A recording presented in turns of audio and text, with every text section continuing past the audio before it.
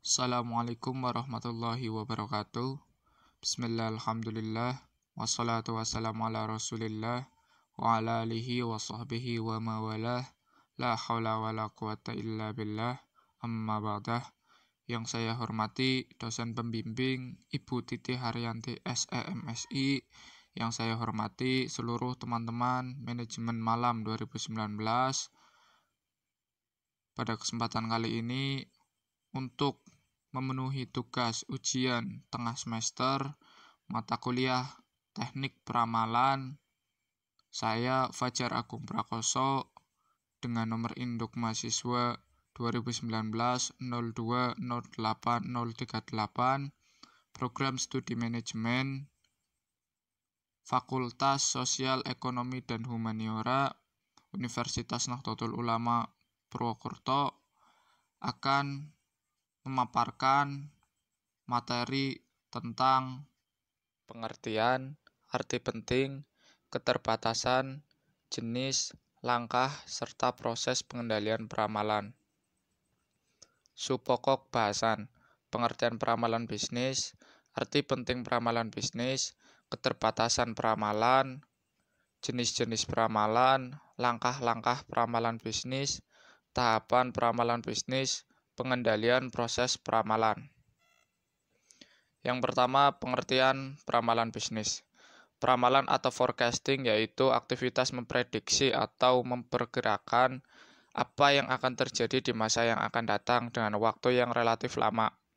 Pengertian lain dari peramalan forecasting adalah suatu teknik analisa perhitungan yang dilakukan dengan pendekatan kualitatif ataupun kuantitatif untuk melakukan perkiraan peristiwa pada masa depan dengan penggunaan referensi data-data di masa lalu. Arti penting peramalan bisnis. Peramalan bisnis merupakan studi terhadap data historis untuk menemukan hubungan, kecenderungan, dan pola yang sistematis. Dalam dunia bisnis, hasil peramalan mampu memberikan gambaran tentang masa depan perusahaan yang memungkinkan perusahaan melakukan perencanaan, menciptakan peluang bisnis, mengatur peluang investasi, dan lain sebagainya. Keterbatasan peramalan. Peramalan merupakan studi terhadap data historis untuk menemukan hubungan, kecenderungan, dan pola yang sistematis.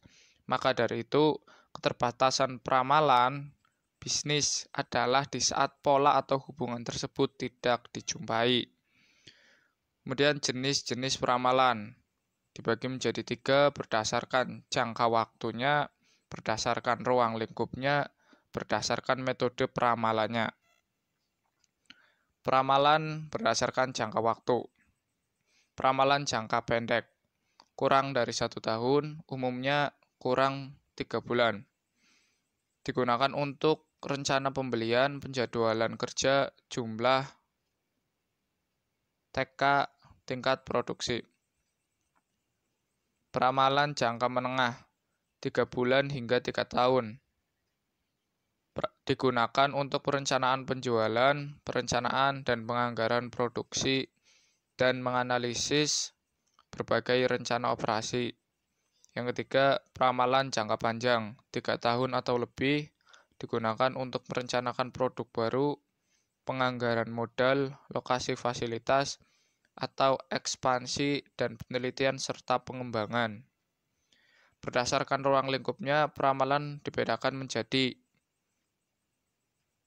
peramalan mikro dan makro. Contohnya adalah peramalan kondisi perekonomian dalam 5 tahun yang akan datang sebagai peramalan mikro, dan peramalan kondisi perusahaan dalam 5 tahun yang akan datang sebagai peramalan makro. Perlu diketahui bahwa batasan mengenai mikro dan makro itu adalah relatif.